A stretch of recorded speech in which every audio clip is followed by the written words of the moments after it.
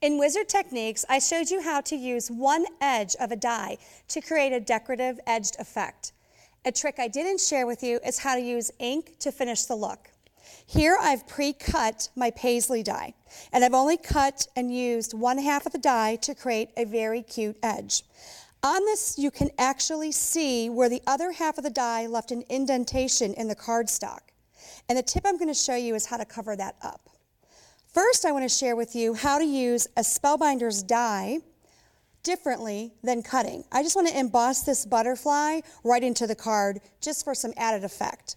So basically what I'm going to do is I'm going to look at the cut edge of the die, and I'm going to line this up where I think I want it on the card.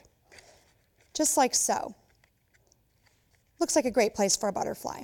So we're going to run this through with just the embossing mat, and I'm going to turn the entire sandwich over so the blade is up.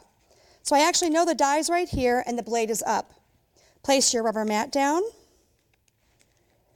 and then run this through the wizard to emboss.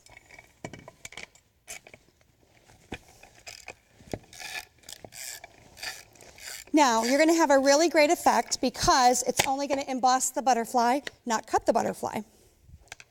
So now I have my butterfly embossed. And I'm actually going to line everything back up, and I'm going to color it.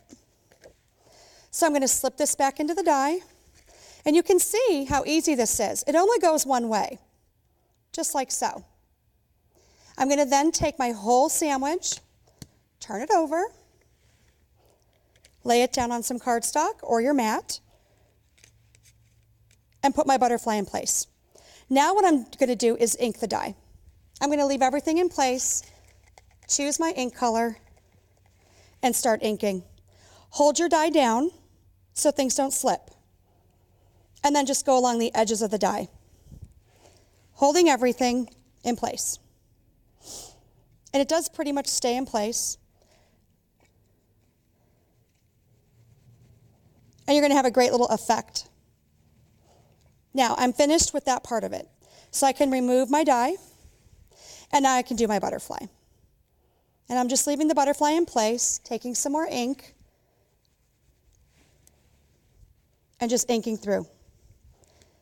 Now you can see my card has some ink on it. We're not finished yet. Now in order to cover up this indentation, I'm actually going to ink more, and I'm going to cover it up. And mix your colors up. Don't be afraid to mix and match. Gives it a really great effect. Can see the colors, how they're blending. You can also take ribbon and you can cover up with ribbon. I'm ready to fold my card. You continue to ink along the back if you choose, but here you can see I've got a great effect. You can edge the bottom for blending. And you've got a great little edge at the bottom along with your butterfly. And guess what? Your indentation has disappeared.